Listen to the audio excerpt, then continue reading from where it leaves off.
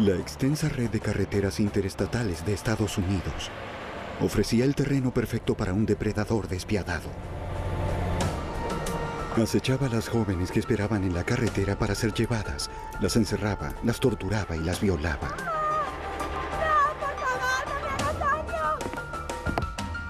Cuando ellas no respondían a sus necesidades más sórdidas, las asesinaba.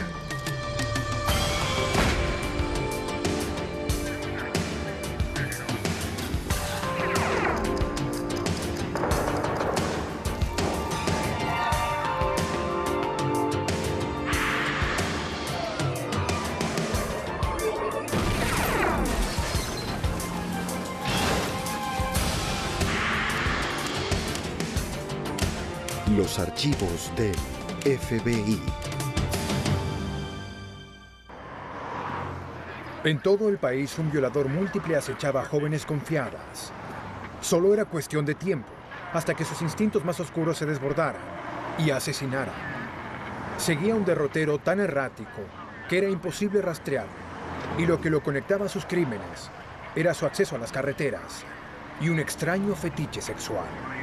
Soy Jim Kallstrom, exdirector del FBI en Nueva York. Los investigadores creyeron que el sospechoso cometió docenas de crímenes, y el FBI decidió frenar entonces al criminal interestatal. Hoy, camino a la muerte. 5 de febrero de 1990. En una carretera de Houston, Texas, Nicole Tuttle, de 18 años, trataba desesperadamente de que algún vehículo se detuviera. ¡Auxilio! ¡Auxilio! Finalmente, alguien frenó al ver a la joven golpeada y ensangrentada. ¡Dios mío! Alguien trata de matarme. Un hombre trató de matarme y yo no sabía qué hacer. El conductor la llevó a la cabina telefónica más próxima para llamar a la policía. En la estación de policía de Houston, Nicole le dijo a los oficiales que había sido secuestrada y atacada, pero había logrado escapar. Tenía que escapar. Su pesadilla había comenzado una semana antes en California. El 29 de enero, Nicole convenció a un camionero que estaba en descanso para que la llevara. Él dijo que se llamaba Dustin y que se dirigía al este pasando por Arizona. Tras varias horas de viaje, Nicole se quedó dormida en la parte trasera de la cabina. Al parecer era exactamente lo que él esperaba. La oportunidad para abusar de ella. Antes de que estuviera completamente despierta, la encadenó y la amordazó. El camionero la flageló y la pinchó con alfileres y ganchos de pesca. También la violó y abusó de ella. Estaba oscuro. Nicole le contó a la policía que había estado encadenada dentro del camión durante 6 días, pero su pesadilla no terminó allí. En el apartamento del camionero en Houston, este le permitió que se diera un baño y luego la encadenó a la cama y volvió a violarla. Completamente indefensa, lo vio acercarse con una navaja de afeitar. Presionó la hoja de navaja contra su cabeza y comenzó a cortarle el cabello. Después de 3 horas, la obligó a volver al camión. Esta vez, olvidó atarla. Cuando se detuvieron en una cervecería, él la dejó sola mientras entraban para buscar su nueva carga. ¿Cuántos días estuvo en el camión? Creo que Nicole unos pensó que 3. sería su única oportunidad. ¿Y dónde cree? Salió corriendo y aún llevaba una correa de perro alrededor del cuello. Tenía que ir a California. La policía de Houston detuvo a un camionero en la zona, cuyo camión coincidía con la descripción de Nicole. Hola, Nick, ¿qué tal? ¿Ese es el hombre que la atacó? Ella dijo que no era el hombre que la había atacado. No es él, bien. Un control de sus antecedentes reveló que no tenía órdenes de arresto ni condenas, de modo que la policía liberó al camionero. Nicole le dijo a los oficiales que detuvieran la búsqueda. Ella estaba demasiado aterrada como para volver a testificar contra su atacante. Solo quería regresar a su casa en California. El 5 de febrero, el mismo día en que Nicole escapó, otra joven estaba en la carretera pidiendo que la llevaran. A solo 25 kilómetros en Pasadena, Texas, Regina Kay Walters, de 14 años, se estaba fugando con su nuevo novio. Sus padres eran divorciados y Regina a menudo se quedaba con su padre en Houston. ¿A dónde va? A California. ¿Puede llevarnos? Sí, Ella estaba visitando a su madre por unos días cuando huyó y comenzó a viajar por la carretera. Siguiendo los impulsos de su nuevo novio adolescente o simplemente ejerciendo su independencia, se apostó en la carretera hasta que un camionero se detuvo para llevarla. La madre de Regina, Caroline Walters, era una madre soltera que trabajaba hasta muy tarde como empleada en una tienda. Y cuando regresó del trabajo, se sorprendió al no hallar a su hija en casa. ¿Regina? Su hija no respondió. Regina. Caroline no halló ni una nota ni otra señal de que su hija hubiera regresado a la casa. Oyó la máquina contestadora, pero Regina no había dejado mensajes. Caroline llamó a los amigos de su hija y al padre de Regina en Houston. Hola. Pero nadie conocía el paradero de su ¿Regina hija. está ahí? La madre, preocupada, reportó la desaparición de su hija en la estación de policía de Pasadena, en Texas. Soy la detective Jackson. ¿Cómo está? Habló con una detective de la sección juvenil y le dio una descripción de su hija. Su hija de 14 años medía 1,50 m de estatura, pesaba 45 kilogramos y tenía cabello largo, rizado y de color castaño. La detective le preguntó a Caroline qué medidas había tomado hasta ahora para encontrarla. Caroline había pegado carteles informando de su desaparición, pero nadie había respondido todavía. La madre, preocupada, no sabía nada de su hija desde una discusión que habían tenido 2 noches antes. Iré a casa de Susan. Esa noche a las 9:30, Regina le había dicho a su madre que iría a visitar a una amiga. Son las 9:30. Creo que deberías quedarte en casa esta noche. ¿Por Cuando qué? Caroline se negó, la adolescente le aseguró que regresaría de inmediato. No es tarde. Bueno, quiero ir. Regina. ¿Qué? En contra de su voluntad, Caroline la dejó ir, confiando en que Regina la llamaría si se le hacía tarde. A pesar de que la joven se había escapado otras veces, siempre regresaba a su casa. Su madre pensó que esta vez era diferente. Susan Jackson, detective de la División Juvenil del Departamento de Policía de Pasadena, en Texas, fue asignada al caso. Ella comprendió la preocupación de Caroline. Pasaron varios días y Regina normalmente telefoneaba a su madre al irse de su casa para avisarle que estaba bien, que estaba en otra parte y que regresaría cuando estuviera lista. Pero esa vez no lo hizo.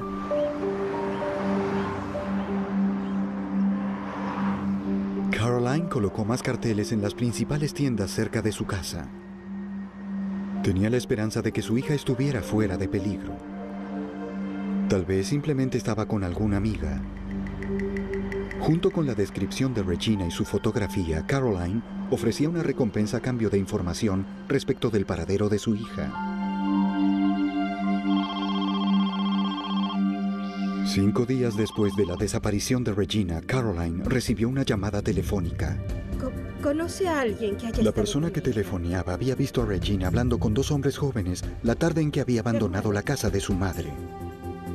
La persona solo conocía a los sujetos como Billy y Ricky, pero recordó que Billy tenía una novia con un nombre muy peculiar, Urana.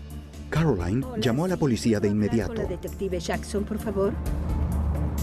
Al día siguiente, otra persona llamó y le dio a Caroline la dirección de un apartamento donde había visto a Regina 2 días antes de una fiesta.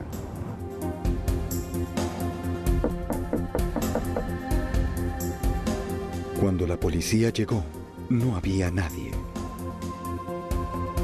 El casero les dijo que el apartamento estaba rentado a un hombre llamado Billy Wayne Gibbs. A la mañana siguiente, la detective le contó el caso a sus colegas. Mencionó que buscaba una conexión entre Gibbs y la desaparición de Regina. No oí hablar de él. También buscaba a otras 2 personas, una mujer llamada Urana y un joven llamado Ricky. Sospechoso. No sabía sus apellidos. Regina, esa es la niña desaparecida. Para su sorpresa, los oficiales sí los conocían. Billy Wayne Gibbs tenía una novia llamada Urana Sweat y un amigo llamado Ricky Lee Jones. Vamos por ellos. Está bien. Recuerda. Está bien. Los 3 eran buscados en conexión con el robo de un automóvil. Enviaron unidades al apartamento de Gibbs para que aguardaran hasta su regreso. Los oficiales patrullaron los caminos de los alrededores. Tras varias horas de vigilancia, encontraron al joven Gibbs de 17 años y a su novia Urana cerca de su apartamento. Los agentes esposaron a la joven pareja y la llevaron a la estación de policía para interrogarla.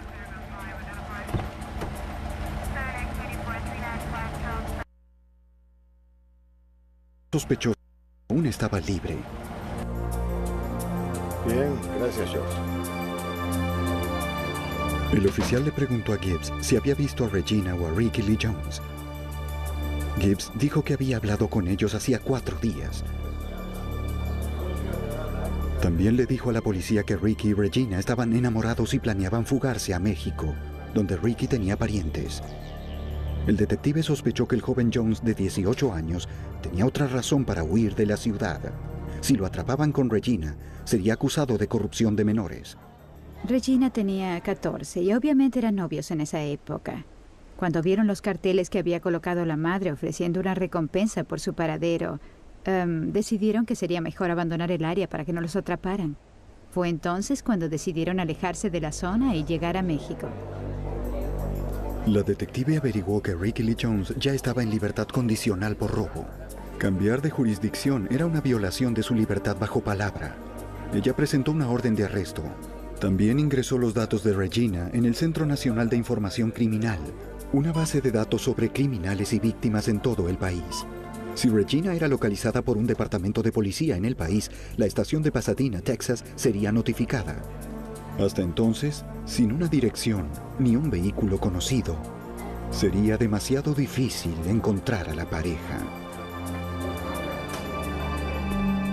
Por aquí. A 25 kilómetros, la policía de Houston interrogó a Jerry Walters, el padre de Regina, divorciado de su madre. Este dijo que había recibido una llamada perturbadora de un número desconocido la noche del 17 de marzo. La conversación había sido breve y Walters no había reconocido la voz de la persona que llamaba.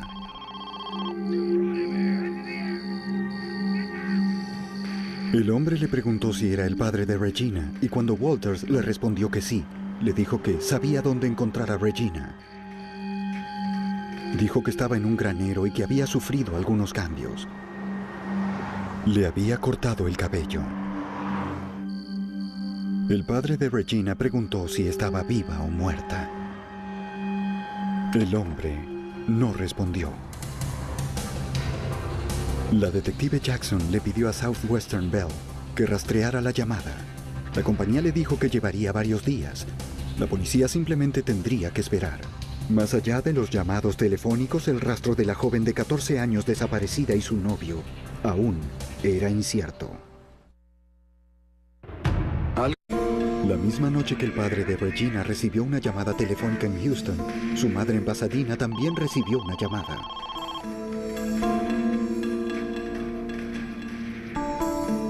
Tal como le había aconsejado la policía, grabó la conversación. Un hombre desconocido le pidió a Caroline que se encontraran la mañana siguiente a las 6:30 en una tienda. Él tenía algo que decirle acerca de Regina y quería hacerlo en persona. Sin dar su nombre ni descripción, cortó. Caroline llamó a la detective Jackson, quien le dijo que era peligroso encontrarse con el hombre. Cuando Caroline insistió, Jackson le dijo que la policía iría con ella por su protección. Desde la distancia, los oficiales vigilaban a Caroline mientras esperaban en el lugar acordado por el hombre desconocido. Caroline esperó durante 2 horas. El hombre no apareció. 2 días más tarde, la estación de policía de Pasadena, Texas, recibió las grabaciones de los llamados telefónicos a las casas de ambos padres. Averiguaron que la llamada al padre de Regina, en Houston, había sido realizada desde una gasolinera en Ennis, Texas, 320 kilómetros al noroeste de donde había sido vista la joven por última vez. La llamada a la casa de la madre en Pasadena, Texas, había sido realizada desde una cabina telefónica a pocas cuadras de allí. Tras meses sin nuevas pistas, los padres de Regina temieron lo peor. El 12 de octubre, 2 niños jugaban cerca de un camino de tierra en Manville, Texas, 45 kilómetros al sur de Houston. Cerca del camino, se toparon con una pila de leños. Encontraron algo que nunca olvidarían: restos humanos.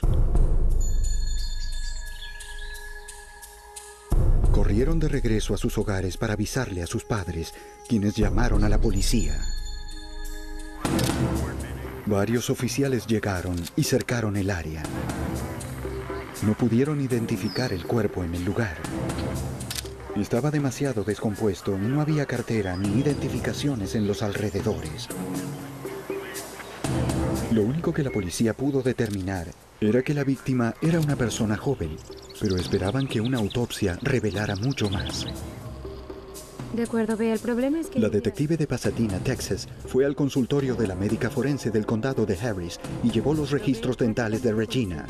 La forense comparó los registros dentales con las radiografías tomadas del cadáver. No coincidieron. Fue decepcionante, aunque también nos sentimos aliviados de que no fuera Regina. Sus padres en esa instancia de la investigación estaban preocupados porque encontráramos el cuerpo de su hija y no halláramos a Regina con vida, y estaban listos para enfrentar algún tipo de desenlace. Mientras la búsqueda continuaba en Texas durante el otoño de 1990, un granjero se disponía a incendiar su viejo granero en el condado de Bond, Illinois. No había entrado allí en años. El granjero subió al piso superior para echar un último vistazo al lugar. Revisó el edificio abandonado, pero solo halló cosas que habían sido desechadas hacía tiempo. Nada parecía especialmente inusual o fuera de lugar. Luego, algo le llamó la atención. Miró detenidamente entre el heno y vio un esqueleto que aparentemente era humano. Llamó de inmediato a la policía.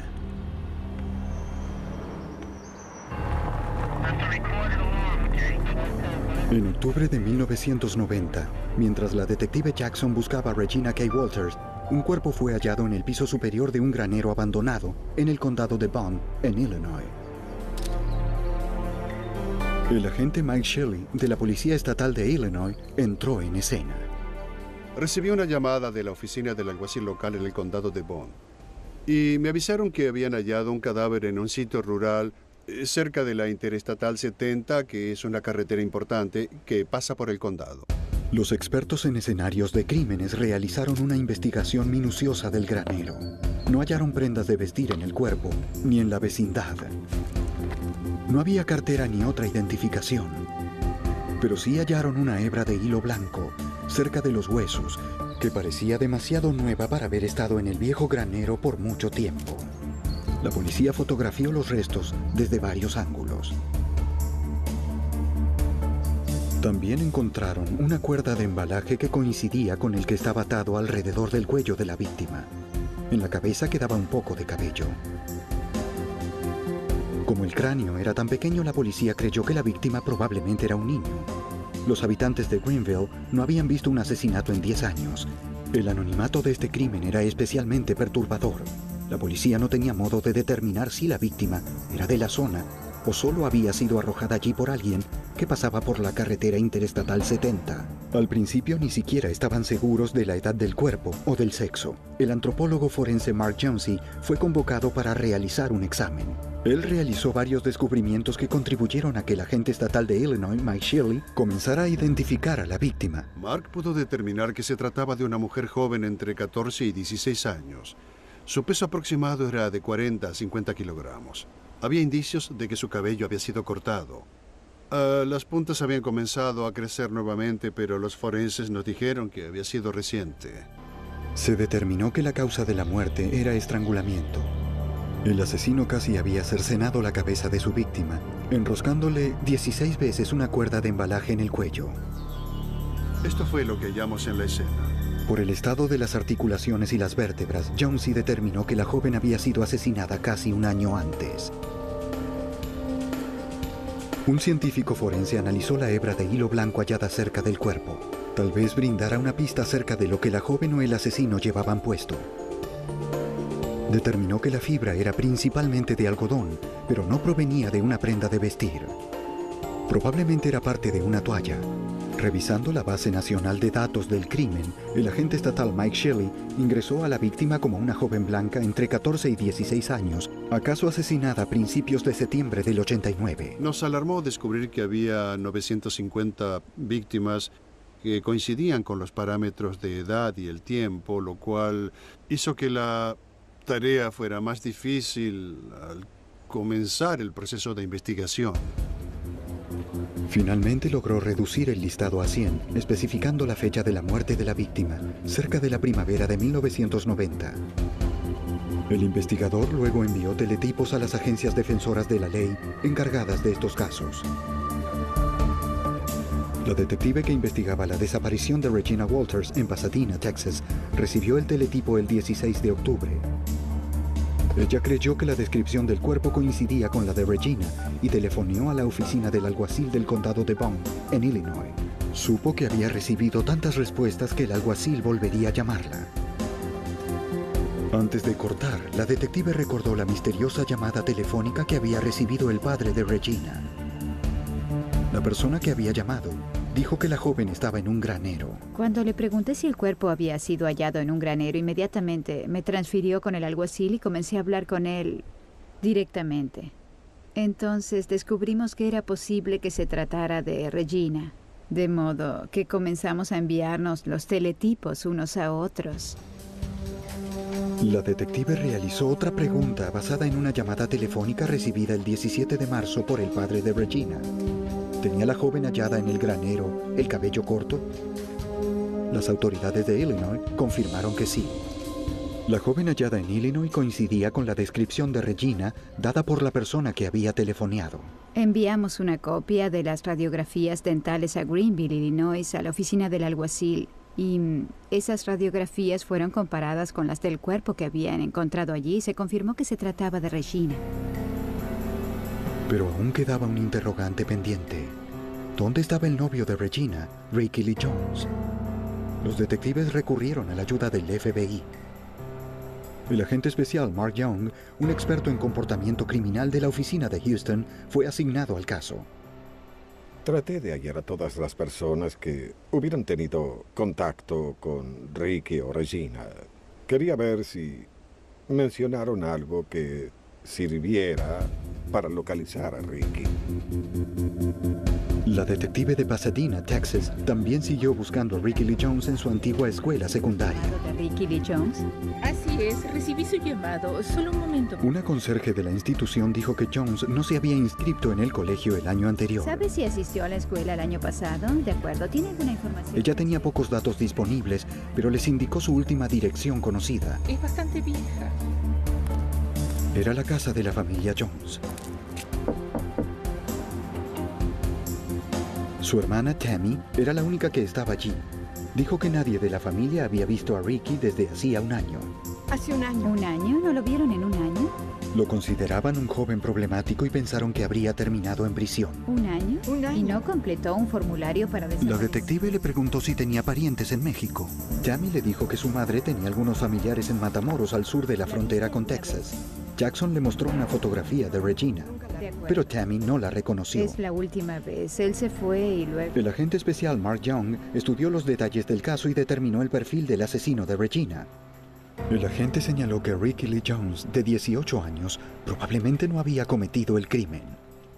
Si Ricky Lee Jones hubiera asesinado a Regina, lo habría hecho en un arranque de ira que se habría reflejado en la escena del crimen, pero no había indicios de algo así. Se trataba de un tipo de crimen muy controlado y planificado. Teníamos la impresión de que se trataba de una persona mayor, un hombre blanco, alguien que viajaba, un camionero, un vendedor ambulante o alguien que tenía motivos para desplazarse. El hecho de que el granero estuviera cerca de una interestatal sustentó la teoría del agente Young. La escena del crimen le reveló a la gente más datos acerca del sádico asesino. Había desnudado a Regina y la había estrangulado lentamente, y lo más notable era que había cortado su cabello. Los investigadores fueron notificados de otro crimen en la ciudad de Marshall, Texas, 320 kilómetros al norte de Houston. Restos parciales del esqueleto de un joven habían sido hallados en el lecho de un pequeño arroyo. El cráneo había sido perforado en el lado izquierdo por un arma de fuego de poco calibre. Aunque había poca evidencia para identificar positivamente el cuerpo, la edad de la víctima y la ubicación hizo que la policía conjeturara que probablemente se trataba de Ricky Lee Jones. Para los investigadores, parecía que el hombre que había asesinado a Regina K. Walters y a su novio se había salido con la suya tras cometer los crímenes. Los inventores Mientras la búsqueda del sádico asesino quedaba en suspenso en Pasadena, Texas, 1.600 kilómetros al oeste en Arizona, las autoridades se encontraron con un problema en sus propias carreteras. Un patrullero en Arizona estaba por terminar su turno cuando se topó con un camión estacionado a un lado de la interestatal. El vehículo debía ser quitado del camino. Era peligroso para los motoristas que circulaban por la carretera. El oficial notó que las luces estaban encendidas y el motor aún encendido. ¡Apártese! Al aproximarse a la puerta del conductor, el oficial Michael Miller recuerda que un hombre súbitamente salió de la cabina y de inmediato extendió sus brazos contra el camión. Y le pregunté, ¿qué sucede? Y él respondió, nada, oficial, todo está bien. Y agregó, no hay problema. Tengo un arma en el bolsillo trasero. Luego señaló su bolsillo trasero y volvió a colocar sus manos contra el camión. Esta situación fue un poco inusual. Y aún recuerdo cómo gritaba la mujer desde el interior del camión. Miller le colocó las esposas a Robert Ben Rhodes y lo escoltó hasta su patrullero para interrogarlo. Dijo que todo estaba bien, que ambos estaban juntos en una situación que podría decirse de común acuerdo, pero yo no sabía si los gritos eran porque estaba perturbada, pero tenía que descubrir cuál era la situación. Con las manos esposadas, Miller le colocó el cinturón de seguridad al camionero y lo sentó en el patrullero. El oficial regresó al camión por la mujer. La halló esposada a la pared de sus muñecas y tobillos. Tranquila, muchacha, tranquila. El patrullero se aseguró que ella no estuviera en peligro. Me alejé del camión y regresé a mi patrulla. Miller regresó justo a tiempo. Rhodes había logrado llevar sus manos esposadas al frente y se había quitado el cinturón de seguridad. Estaba a punto de abrir la puerta del vehículo. El oficial rápidamente volvió a esposarlo. En medio de la carretera, en verdad, no hay detenciones de rutina, pues no importa lo que uno encuentre. Uno nunca sabe con quién está lidiando.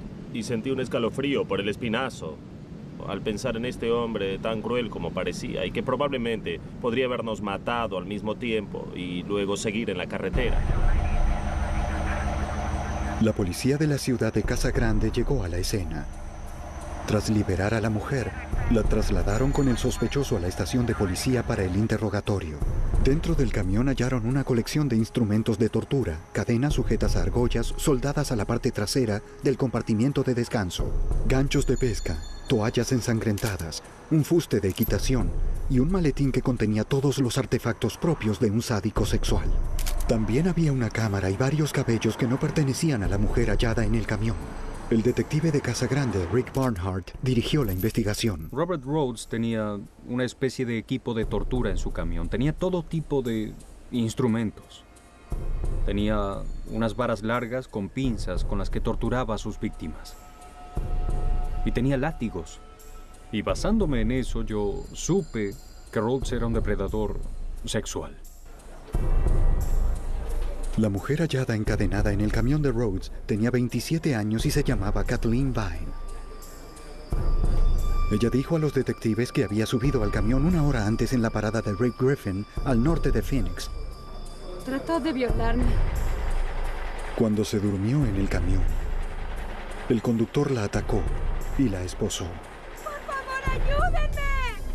El hombre le dijo que su especialidad eran los látigos y las cadenas, y que se dedicaba a eso desde hacía 15 años. La policía fotografió sus heridas, sus muñecas estaban laceradas por las esposas y tenía moretones por los golpes. Ella había tratado de combatir a su atacante, pero sus manos estaban inmovilizadas. Todo lo que había podido hacer para defenderse había sido morderlo. Finalmente, había logrado herirlo en el hombro izquierdo, lo suficiente como para evitar que la violara. Kathleen estuvo de acuerdo en presentar cargos por ataque y secuestro, pero el detective Barnhart pensó que podría ser poco convincente para el juicio. Mi entrevista con Kathleen fue realmente extraña. Por un lado, hablaba de un hecho real, el terrible ataque que había sufrido. Y luego, alternativamente, seguía con una historia acerca de su viaje por todo el país para ver al presidente. Me dijo que quería darle al presidente un microchip y habló de una prisión subterránea de la que nadie había escapado. Y Mientras la escuchaba, más esperanzas se desvanecían porque necesitaba que Kathleen contara una historia muy lúcida acerca de ese horrible incidente que le había sucedido. El detective le pidió a Robert Van Rhodes que narrara su versión de los hechos. Rhodes dijo que Kathleen estaba loca y la llamó zorra, un término usado por los camioneros para designar a una mujer que intercambia sexo por un viaje. Él aseguró que ella le había pedido que la llevara y que tenía un estilo agresivo, pero que en verdad nunca habían tenido sexo. Rhodes se negó a dar detalles acerca de lo sucedido en el camión. ¿Qué sucedió? Ella estaba esposada. Él habló del tema sin admitir falta alguna. Un agente fotografió las heridas de Rhodes. Tenía una marca en el hombro izquierdo, tal como Kathleen había descrito. Rhodes aseguró que se había hecho la herida mientras descargaba su camión, pero el detective Barnhart creyó la versión de Kathleen. Ella me dijo que trató de morderlo en el cuello, pero él se movió y lo hirió en la parte superior del hombro izquierdo. Le tomamos una foto a la marca de la mordedura y su historia corrobora por completo lo que parece que pasó en ese camión. Los fiscales locales arrestaron a Robert Van Rhodes y lo retuvieron por asalto agravado, ataque sexual y secuestro. Pero el único testigo, Kathleen Vine, sufría de paranoia. Para mantenerlo tras las rejas, necesitaban más testimonios. Lo que Kathleen dijo sobre que Rhodes había estado secuestrando mujeres durante 15 años intrigó al detective Barnhart. Finalmente decidió ingresar el nombre de Rhodes en la base de datos en caso de que otras agencias hubieran reportado casos similares. Mientras el detective investigaba, el caso llegó a las primeras planas del sudoeste del país. Un oficial de policía de Houston leyó los periódicos. El camionero arrestado en Arizona parecía ser el mismo hombre que había sido detenido fuera de Houston hacía algunos meses ese mismo año. La policía tenía la sospecha de que Rhodes había retenido a una mujer en su camión durante 6 días, violándola y torturándola hasta que finalmente ella había escapado. Pero finalmente no pudieron presentar cargos porque la mujer no lo identificó. El sargento Beaumont de la policía de Houston describió el caso al detective Barnhart. Me contacté con el sargento Beaumont. En su caso, una joven había logrado escapar. Yo estaba convencido de que Robert Rhodes era al menos un violador múltiple y tenía sospechas de que era un asesino múltiple. Como Rhodes había cruzado los límites del estado desde su último crimen, el detective Barnhart recurrió al FBI. Con el apoyo del FBI esperaba poder reunir suficiente evidencia sobre los múltiples crímenes sexuales del camionero para construir un caso sólido. El agente especial Bob Lee, de la oficina del FBI en Houston, sabía que el lugar para comenzar era el apartamento de Rhodes en Houston. Habló con su casero. Él había registrado el apartamento después del arresto del camionero y se había horrorizado al descubrir terribles instrumentos de tortura. Basado en su declaración, el agente Lee obtuvo una orden de cateo para registrar la propiedad. Sabemos que los violadores múltiples a menudo guardan recuerdos de sus víctimas, ya sea una prenda de vestir o una joya o cualquier otra cosa. Cuando entramos, hallamos elementos de tortura. Había cadenas, encontramos esposas y hasta un potro de tortura al que una persona podía ser atada. También encontramos muchas joyas femeninas. Los agentes y policías de Houston también hallaron toallas blancas manchadas de sangre, vestimentas femeninas y muchas fotografías. Las imágenes mostraban a varias mujeres con el cabello rapado, semidesnudas, amarradas y con moretones. Los investigadores creyeron que Rhodes había tomado las fotografías como recuerdos de sus crímenes para revivir el terror de sus víctimas. A pesar de que ahora los agentes tenían evidencia de que Rhodes probablemente era un violador múltiple, no pudieron identificar a ninguna de sus víctimas a través de las fotografías.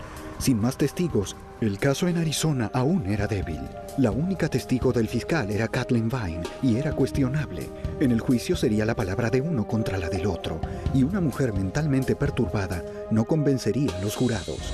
En diciembre de 1990, lo máximo que pudieron hacer los fiscales de Arizona fue ofrecerle a Rhodes un trato, una condena de 6 años que implicaba un periodo de reclusión y la posibilidad de ser elegido para trabajar fuera de la cárcel si se declaraba culpable en los cargos contra Vine. Su abogado aceptó. En un año, Rhodes estaría en libertad bajo palabra. ¿Te gustaría? En octubre de 1991, un año después de que Regina K. Walters, de 14 años, fuera hallada asesinada en Illinois, su caso seguía sin resolverse. El agente especial Mark Young, un experto en perfiles del FBI, determinó que el asesino probablemente era un camionero o comerciante ambulante, con antecedentes de delitos sexuales. Su sello distintivo consistía en cortar el cabello de su víctima. El agente Young se comunicó con las agencias de la zona, con la esperanza de hallar coincidencias. Un día, Bob Lee, un agente del FBI de crímenes violentos, me oyó hablar con un oficial de policía y entonces me dijo: hace varios meses trabajé en un caso de un camionero que había secuestrado a una joven y le había cortado el cabello, como tú dices. El nombre de la víctima era Nicole Tuttle. Ella también había sido violada reiteradamente y había logrado escapar el día en que Regina Walters y Ricky Lee Jones habían sido vistos con vida por última vez, lunes 5 de febrero del 90. Ese mismo día, la policía de Houston había detenido a un camionero llamado Robert Van Rhodes, que coincidía con la descripción que Nicole había dado de su atacante. En ese momento, ella le dijo a los oficiales que no era el hombre que la había atacado. El agente especial Bob Lee de la oficina del FBI en Houston recuerda que Nicole más tarde cambió su versión en el hospital, donde fue tratada por sus heridas. Más tarde esa noche les dijo a los detectives que Robert Van Rhodes, en efecto, era el individuo que la había secuestrado. Cuando le preguntamos si quería presentar cargos, ella le dijo al oficial de policía que todo lo que quería era irse a su casa. Lee también le dijo al agente Young que Nicole no era la única víctima del camionero. Rhodes estaba cumpliendo su condena en la prisión de Arizona por atacar a Kathleen Vine y saldría en libertad condicional en solo 3 meses. Luego el agente describió cómo había sido el registro de la propiedad del camionero. Y él dijo: hallamos algunas fotografías en su apartamento con una joven de cabello corto y, al parecer, en un granero. Las escalofriantes fotografías mostraban a una joven en diferentes lugares, utilizando varios atuendos provocativos. En una de ellas estaba en un granero, llevaba puesto un vestido negro y se escudaba ante la cámara de Rhodes. Cuando vi esas fotos dije: esta es Regina Walters. El FBI comenzó a construir un caso de secuestro y asesinato contra Robert Van Rhodes. Revisaron la evidencia reunida tras registrar el apartamento de Rhodes y hallaron más fotos de Regina.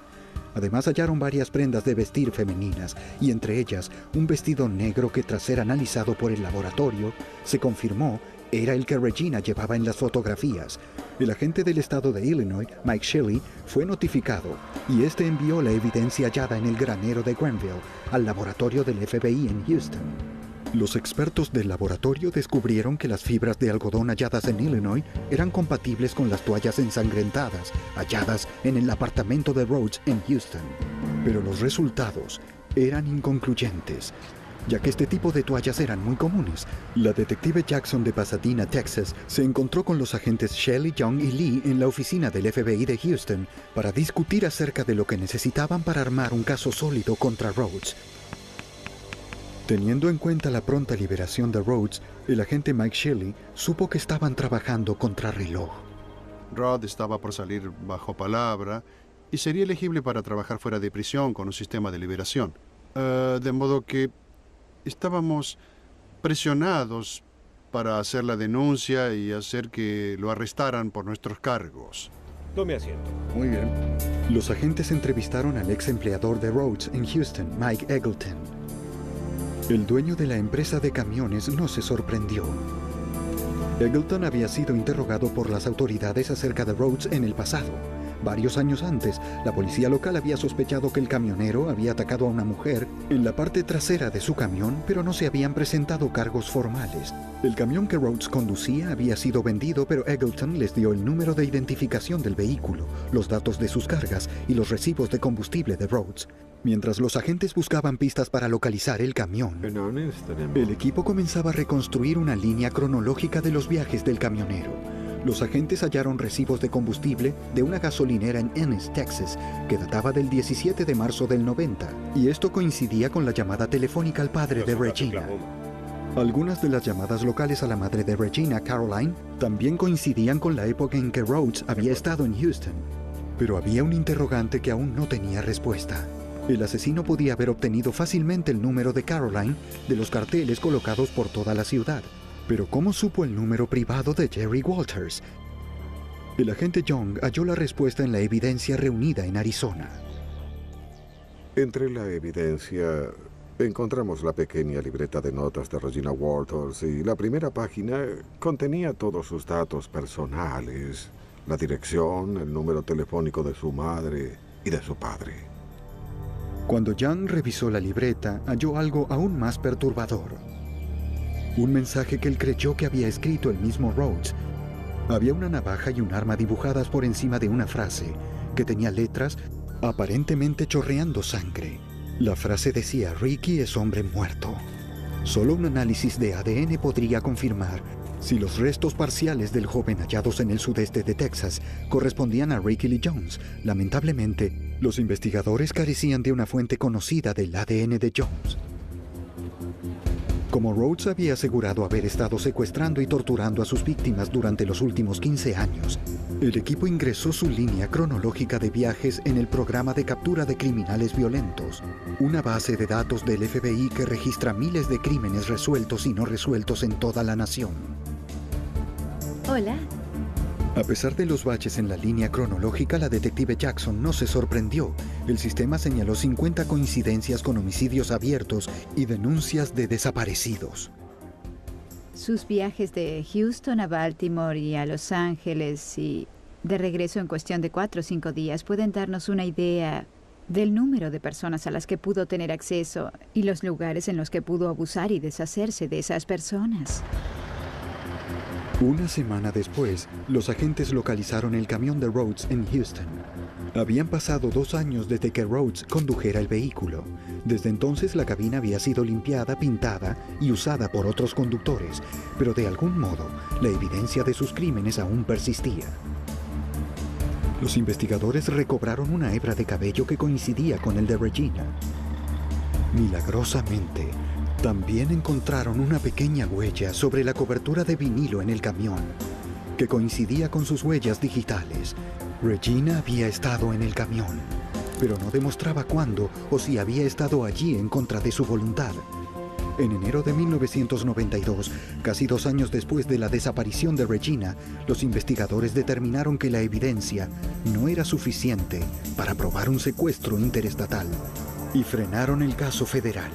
Ante la pronta liberación de Rhodes bajo palabra, los investigadores convencieron al fiscal del condado de Bond de que presentara cargos en Illinois por un crimen capital. Presionaron. Temía que él pudiera escapar y también pensé que debido al exceso de población en los sistemas de prisión y ese tipo de cosas, podría quedar en libertad. El 6 de febrero, los investigadores viajaron a la Penitenciaría Estatal de Arizona en Florencia para presentar la orden de detención de Rhodes. Su plan era confrontar a Rhodes con las fotografías de Regina, con la esperanza de provocar una confesión. Una declaración incriminatoria contribuiría a sustentar su caso, pero el sospechoso de múltiples asesinatos se mostró impávido y hasta presumido. Pasamos 1 hora con él, pero Rhodes fue muy reticente a hablar con nosotros y negó estar involucrado en el crimen y fue muy firme en sus negaciones y en ese punto supimos que habría que comprobar nuestro caso. Los agentes supusieron que Rhodes sabía que ellos esperaban una confesión ya que su evidencia era débil. Ellos sospechaban que este hombre arrogante estaba seguro de que podía liberarse de los cargos. Tal vez suponía que a ellos no les importaba demasiado sus víctimas como para condenarlo.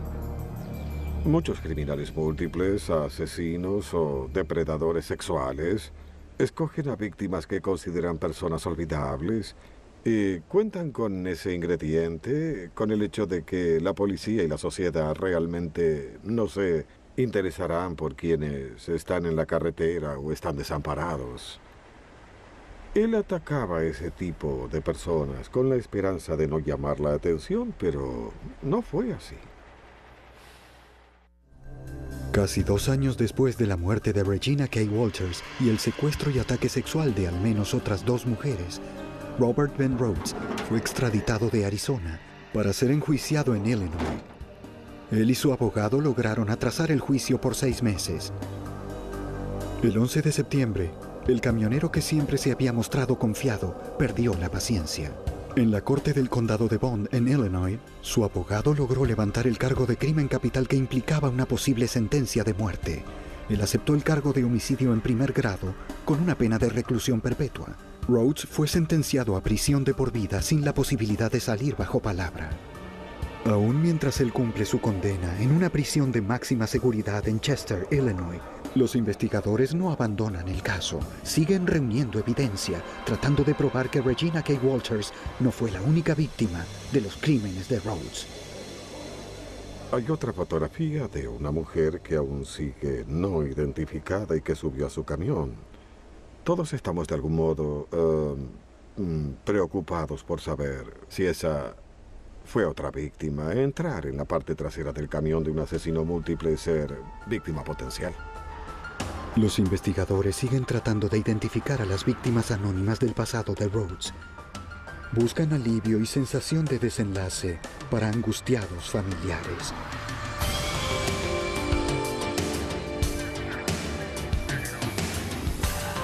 Y planificado, teníamos la impresión de que se trataba de una persona mayor, un hombre blanco, alguien que viajaba, un camionero, un vendedor ambulante o alguien que tenía motivos para desplazarse. El hecho de que el granero estuviera cerca de una interestatal sustentó la teoría del agente Young.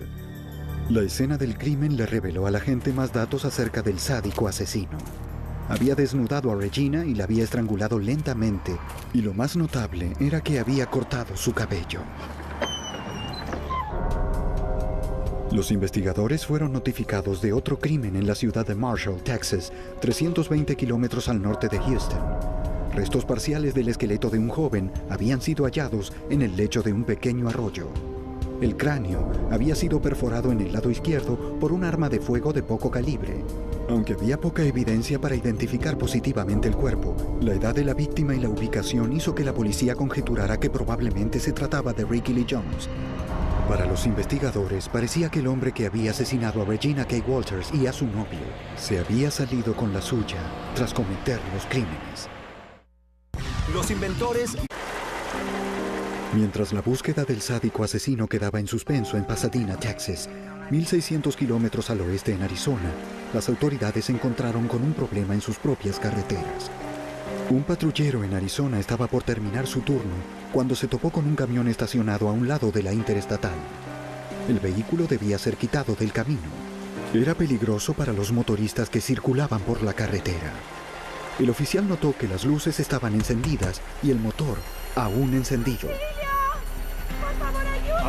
Al aproximarse a la puerta del conductor, el oficial Michael Miller recuerda que un hombre súbitamente salió de la cabina y de inmediato extendió sus brazos contra el camión. Y le pregunté, ¿qué sucede? Y él respondió, nada oficial, todo está bien. Y agregó, no hay problema. Tengo un arma en el bolsillo trasero. Luego señaló su bolsillo trasero y volvió a colocar sus manos contra el camión. Esta situación fue un poco inusual. Y aún recuerdo cómo gritaba la mujer desde el interior del camión. Miller le colocó las esposas a Robert Ben Rhodes y lo escoltó hasta su patrullero para interrogarlo. Dijo que todo estaba bien, que ambos estaban juntos en una situación que podría decirse de común acuerdo, pero yo no sabía si los gritos eran porque estaba perturbada, pero tenía que descubrir cuál era la situación. Con las manos esposadas, Miller le colocó el cinturón de seguridad al camionero y lo sentó en el patrullero. El oficial regresó al camión por la mujer. La halló esposada a la pared de sus muñecas y tobillos. Propiedad. Sabemos que Los violadores múltiples a menudo guardan recuerdos de sus víctimas, ya sea una prenda de vestir o una joya o cualquier otra cosa. Cuando entramos, hallamos elementos de tortura. Había cadenas, encontramos esposas y hasta un potro de tortura al que una persona podía ser atada. También encontramos muchas joyas femeninas. Los agentes y policías de Houston también hallaron toallas blancas manchadas de sangre, vestimentas femeninas y muchas fotografías. Las imágenes mostraban a varias mujeres con el cabello rapado, semidesnudas, amarradas y con moretones. Los investigadores creyeron que Rhodes había tomado las fotografías como recuerdos de sus crímenes para revivir el terror de sus víctimas.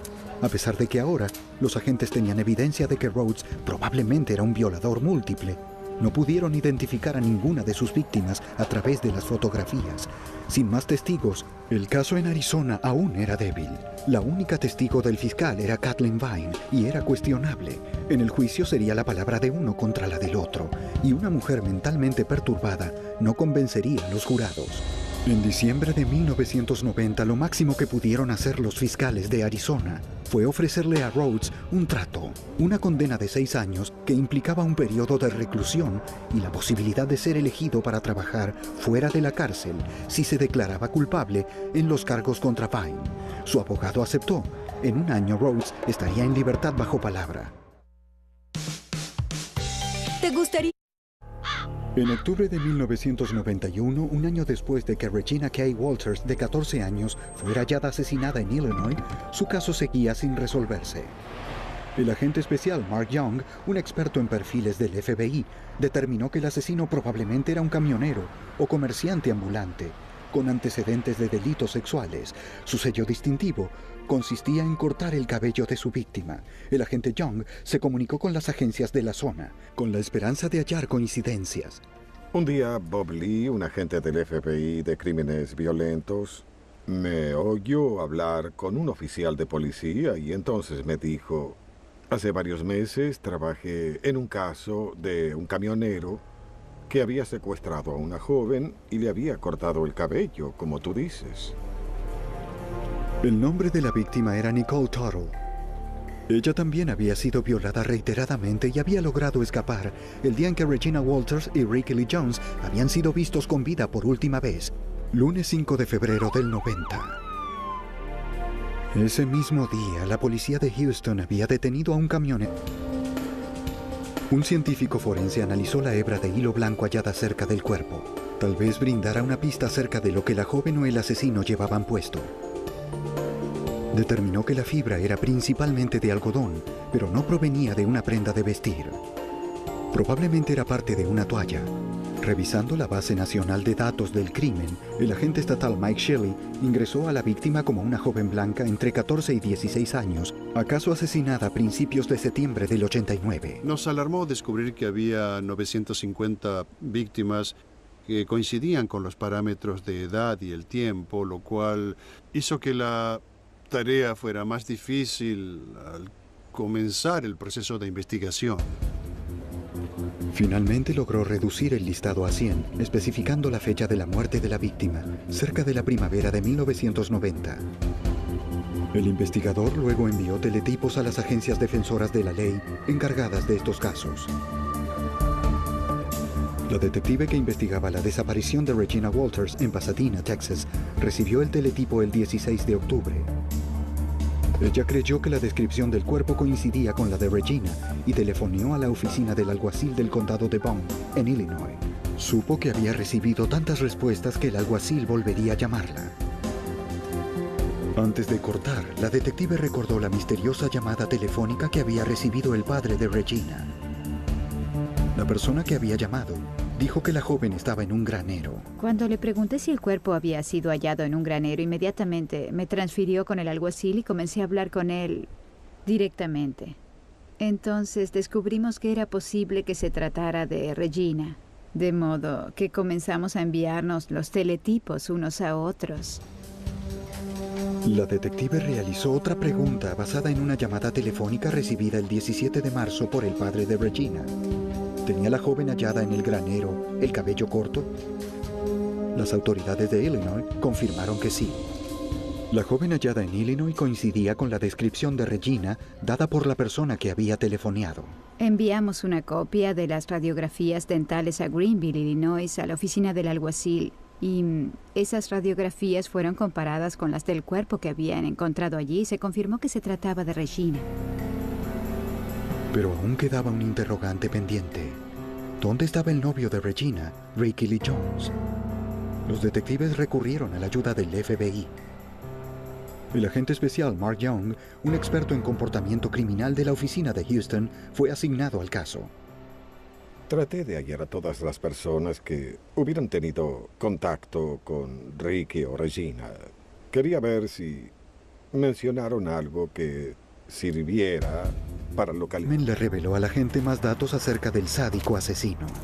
Había desnudado a Regina y la había estrangulado lentamente, y lo más notable era que había cortado su cabello. Los investigadores fueron notificados de otro crimen en la ciudad de Marshall, Texas, 320 kilómetros al norte de Houston. Restos parciales del esqueleto de un joven habían sido hallados en el lecho de un pequeño arroyo. El cráneo había sido perforado en el lado izquierdo por un arma de fuego de poco calibre. Aunque había poca evidencia para identificar positivamente el cuerpo, la edad de la víctima y la ubicación hizo que la policía conjeturara que probablemente se trataba de Ricky Lee Jones. Para los investigadores, parecía que el hombre que había asesinado a Regina K. Walters y a su novio se había salido con la suya tras cometer los crímenes. Los inventores... Mientras la búsqueda del sádico asesino quedaba en suspenso en Pasadena, Texas, 1.600 kilómetros al oeste en Arizona, las autoridades se encontraron con un problema en sus propias carreteras. Un patrullero en Arizona estaba por terminar su turno cuando se topó con un camión estacionado a un lado de la interestatal. El vehículo debía ser quitado del camino. Era peligroso para los motoristas que circulaban por la carretera. El oficial notó que las luces estaban encendidas y el motor aún encendido. ¡Apártese! Al aproximarse a la puerta del conductor, el oficial Michael Miller recuerda que un hombre súbitamente salió de la cabina y de inmediato extendió sus brazos contra el camión. Y le pregunté, ¿qué sucede? Y él respondió, nada oficial, todo está bien. Y agregó, no hay problema. Tengo un arma en el bolsillo trasero. Luego señaló su bolsillo trasero y volvió a colocar sus manos contra el camión. Esta situación fue un poco inusual. Y aún recuerdo cómo gritaba la mujer desde el interior del camión. Miller le colocó las esposas a Robert Ben Rhodes y lo escoltó hasta su patrullero para interrogarlo.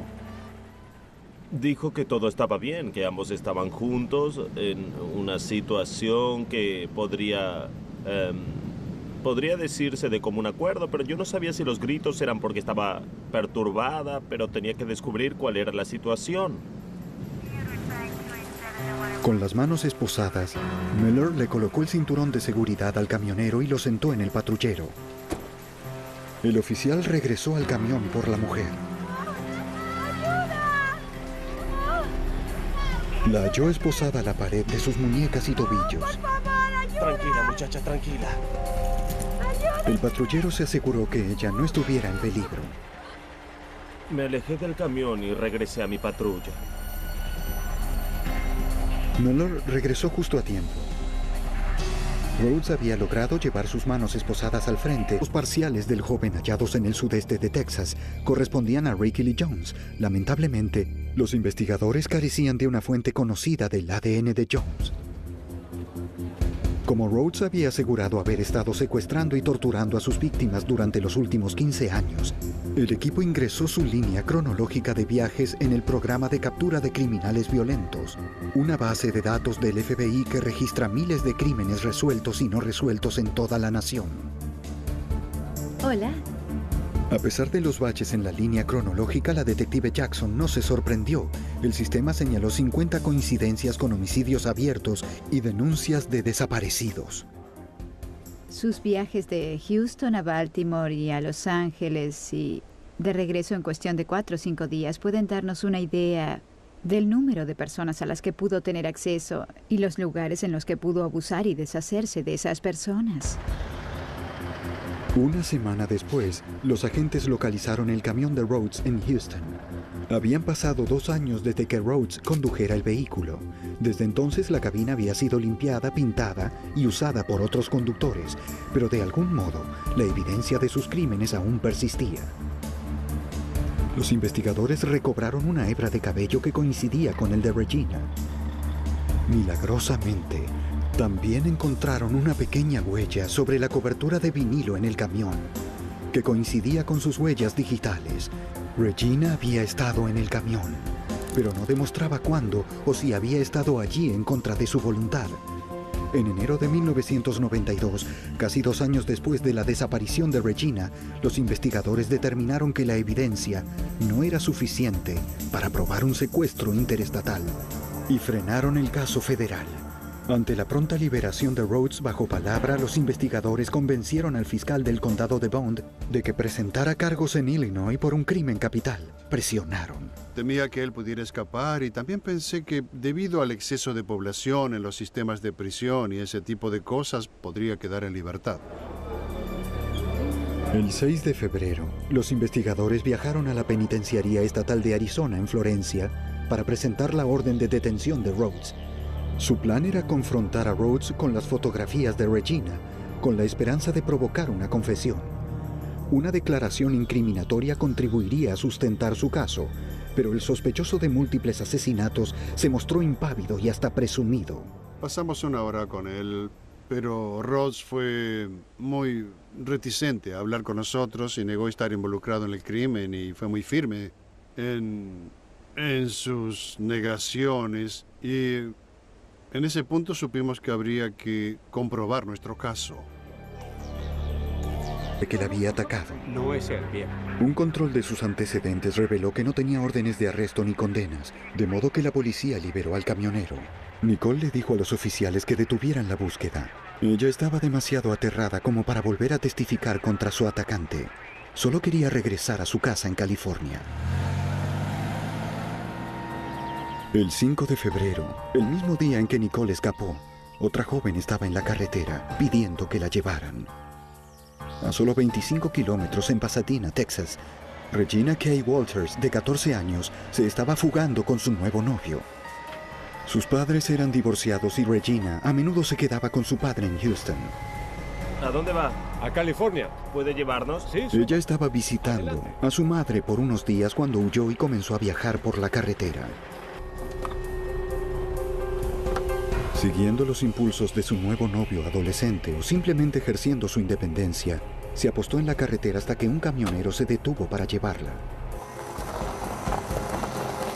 La madre de Regina, Caroline Walters, era una madre soltera que trabajaba hasta muy tarde como empleada en una tienda. Y cuando regresó del trabajo, se sorprendió al no hallar a su hija en casa. ¿Regina? Su hija no respondió. Regina. Caroline no halló ni una nota ni otra señal de que su hija hubiera regresado a la casa. Oyó la máquina contestadora, pero Regina no había dejado mensajes. Caroline llamó a los amigos de su hija y al padre de Regina en Houston. Hola. Pero nadie conocía el paradero de su ¿Regina hija. está ahí? La madre, preocupada, reportó la desaparición de su hija en la estación de policía de Pasadena, en Texas. Soy la detective Jackson. ¿Cómo está? Habló con una detective de la sección juvenil y le dio una descripción de su hija. Su hija de 14 años medía 1,50 m de estatura, pesaba 45 kilogramos y tenía cabello largo, rizado y de color castaño. La detective le preguntó a Caroline qué medidas había tomado hasta ahora para encontrarla. Caroline había pegado carteles informando de su desaparición, pero nadie había respondido todavía. La madre, preocupada, no sabía nada de su hija desde una discusión que habían tenido 2 noches antes. Iré a casa de Susan. Esa noche a las 9:30, Regina le había dicho a su madre que iría a visitar a una amiga. Son las 9:30. Creo que deberías quedarte en casa esta noche. ¿Por Cuando qué? Caroline se negó, la adolescente le aseguró que regresaría de inmediato. No es tarde. Bueno, quiero ir. Regina. ¿Qué? En contra de su voluntad, Caroline la dejó ir, confiando en que Regina la llamaría si se le hacía tarde. A pesar de que la joven se había escapado, lo arrestaran por nuestros cargos. Tome asiento. Muy bien. Los agentes entrevistaron al ex empleador de Rhodes en Houston, Mike Eggleton. El dueño de la empresa de camiones no se sorprendió. Eggleton había sido interrogado por las autoridades acerca de Rhodes en el pasado. Varios años antes, la policía local había sospechado que el camionero había atacado a una mujer en la parte trasera de su camión, pero no se habían presentado cargos formales. El camión que Rhodes conducía había sido vendido, pero Eggleton les dio el número de identificación del vehículo, los datos de sus cargas y los recibos de combustible de Rhodes. Mientras los agentes buscaban pistas para localizar el camión, el equipo comenzaba a reconstruir una línea cronológica de los viajes del camionero. Los agentes hallaron recibos de combustible de una gasolinera en Ennis, Texas, que databa del 17 de marzo del 90, y esto coincidía con la llamada telefónica al padre de Regina. Algunas de las llamadas locales a la madre de Regina, Caroline, también coincidían con la época en que Rhodes había estado en Houston. Pero había un interrogante que aún no tenía respuesta. El asesino podía haber obtenido fácilmente el número de Caroline de los carteles colocados por toda la ciudad. Pero ¿cómo supo el número privado de Jerry Walters? El agente Young halló la respuesta en la evidencia reunida en Arizona. Entre la evidencia encontramos la pequeña libreta de notas de Regina Walters y la primera página contenía todos sus datos personales, la dirección, el número telefónico de su madre y de su padre. Cuando Young revisó la libreta, halló algo aún más perturbador. Un mensaje que él creyó que había escrito el mismo Rhodes. Había una navaja y un arma dibujadas por encima de una frase, que tenía letras aparentemente chorreando sangre. La frase decía: Ricky es hombre muerto. Solo un análisis de ADN podría confirmar si los restos parciales del joven hallados en el sudeste de Texas correspondían a Ricky Lee Jones. Lamentablemente, los investigadores carecían de una fuente conocida del ADN de Jones. Como Rhodes había asegurado haber estado secuestrando y torturando a sus víctimas durante los últimos 15 años, el equipo ingresó su línea cronológica de viajes en el programa de captura de criminales violentos, una base de datos del FBI que registra miles de crímenes resueltos y no resueltos en toda la nación. Hola. A pesar de los baches en la línea cronológica, la detective Jackson no se sorprendió. El sistema señaló 50 coincidencias con homicidios abiertos y denuncias de desaparecidos. Sus viajes de Houston a Baltimore y a Los Ángeles y de regreso en cuestión de 4 o 5 días pueden darnos una idea del número de personas a las que pudo tener acceso y los lugares en los que pudo abusar y deshacerse de esas personas. Una semana después, 14 años, fue hallada asesinada en Illinois. Su caso seguía sin resolverse. El agente especial Mark Young, un experto en perfiles del FBI, determinó que el asesino probablemente era un camionero o comerciante ambulante, con antecedentes de delitos sexuales. Su sello distintivo consistía en cortar el cabello de su víctima. El agente Young se comunicó con las agencias de la zona, con la esperanza de hallar coincidencias.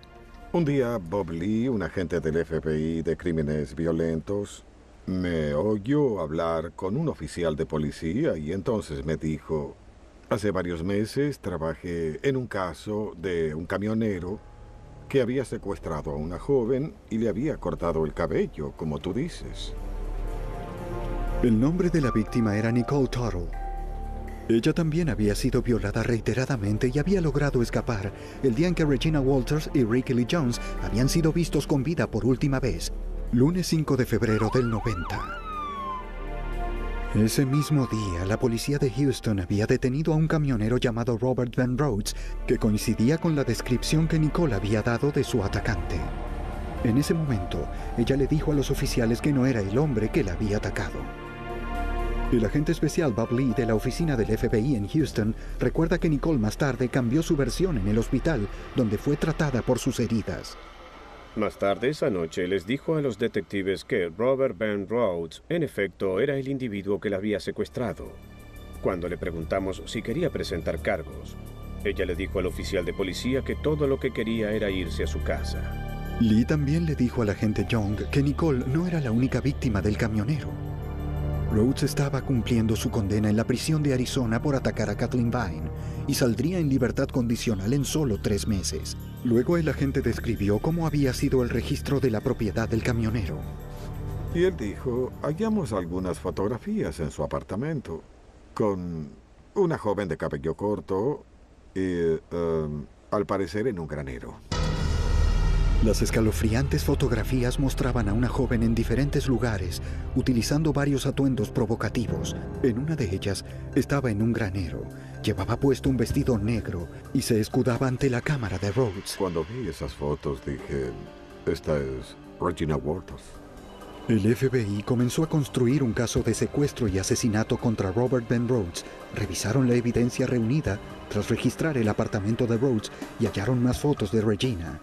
Además hallaron varias prendas de vestir femeninas y entre ellas un vestido negro que tras ser analizado por el laboratorio se confirmó era el que Regina llevaba en las fotografías. El agente del estado de Illinois, Mike Shelley, fue notificado y este envió la evidencia hallada en el granero de Granville al laboratorio del FBI en Houston. Camión durante 6 días, pero su pesadilla no terminó allí. En el apartamento del camionero en Houston, este le permitió que se diera un baño y luego la encadenó a la cama y volvió a violarla. Completamente indefensa, lo vio acercarse con una navaja de afeitar. Presionó la hoja de navaja contra su cabeza y comenzó a cortarle el cabello. Después de 3 horas, la obligó a volver al camión. Esta vez, olvidó atarla. Cuando se detuvieron en una cervecería, él la dejó sola mientras entraban para buscar su nueva carga. ¿Cuántos días estuvo en el camión? Nicole pensó que sería su única oportunidad. ¿Y dónde cree? Salió corriendo y aún llevaba una correa de perro alrededor del cuello. Tenía que ir a California. La policía de Houston detuvo a un camionero en la zona, cuyo camión coincidía con la descripción de Nicole. Hola, Nick, ¿qué tal? ¿Ese es el hombre que la atacó? Ella dijo que no era el hombre que la había atacado. No es él, bien. Un control de sus antecedentes reveló que no tenía órdenes de arresto ni condenas, de modo que la policía liberó al camionero. Nicole le dijo a los oficiales que detuvieran la búsqueda. Ella estaba demasiado aterrada como para volver a testificar contra su atacante. Solo quería regresar a su casa en California. El 5 de febrero, el mismo día en que Nicole escapó, otra joven estaba en la carretera pidiendo que la llevaran. A solo 25 kilómetros en Pasadena, Texas, Regina Kay Walters, de 14 años, se estaba fugando con su nuevo novio. Sus padres eran divorciados y Regina a menudo se quedaba con su padre en Houston. ¿A dónde va? A California. ¿Puede llevarnos? Sí. Ella estaba visitando a su madre por unos días cuando huyó y comenzó a viajar por la carretera. Siguiendo los impulsos de su nuevo novio adolescente o simplemente ejerciendo su independencia, se apostó en la carretera hasta que un camionero se detuvo para llevarla.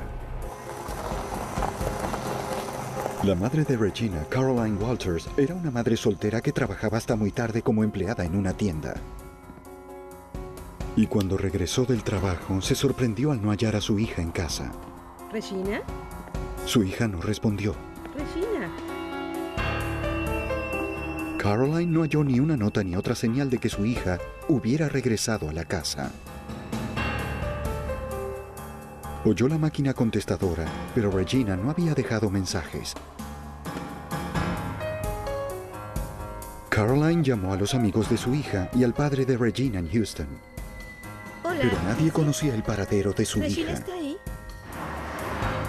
La madre, preocupada, reportó la desaparición de su hija en la estación de policía de Pasadena, en Texas. Soy la detective Jackson. ¿Cómo está? Habló en octubre de 1990. Mientras la detective Jackson buscaba a Regina Kay Walters, un cuerpo fue hallado en el piso superior de un granero abandonado en el condado de Bond, en Illinois. El agente Mike Shelley, de la Policía Estatal de Illinois, entró en escena. Recibí una llamada de la oficina del alguacil local en el condado de Bond. Y me avisaron que habían hallado un cadáver en un sitio rural cerca de la Interestatal 70, que es una carretera importante que pasa por el condado. Los expertos en escenarios de crímenes realizaron una investigación minuciosa del granero. No hallaron prendas de vestir en el cuerpo, ni en la vecindad. No había cartera ni otra identificación. pero sí hallaron una hebra de hilo blanco cerca de los huesos, que parecía demasiado nueva para haber estado en el viejo granero por mucho tiempo. La policía fotografió los restos desde varios ángulos. También encontraron una cuerda de embalaje que coincidía con el que estaba atado alrededor del cuello de la víctima. En la cabeza quedaba un poco de cabello. Como el cráneo era tan pequeño, la policía creyó que la víctima probablemente era un niño. Los habitantes de Greenville no habían visto un asesinato en 10 años. El anonimato de este crimen era especialmente perturbador. La policía no tenía modo de determinar si la víctima era de la zona o solo había sido arrojada allí por alguien que pasaba por la carretera interestatal 70. Al principio ni siquiera estaban seguros de la edad del cuerpo o del sexo. El antropólogo forense Mark Jonesy fue convocado para realizar un examen. Él realizó varios descubrimientos que contribuyeron a que el agente estatal de Illinois, Mike Shirley, comenzara a identificar a la víctima. Mark pudo determinar que se trataba de una mujer joven entre 14 y 16 años. Su peso aproximado era de 40 a 50 kilogramos. Había indicios de que su cabello había sido cortado. Las puntas habían comenzado a crecer nuevamente, pero los forenses nos dijeron que había sido reciente. Se determinó que la causa de la muerte era estrangulamiento.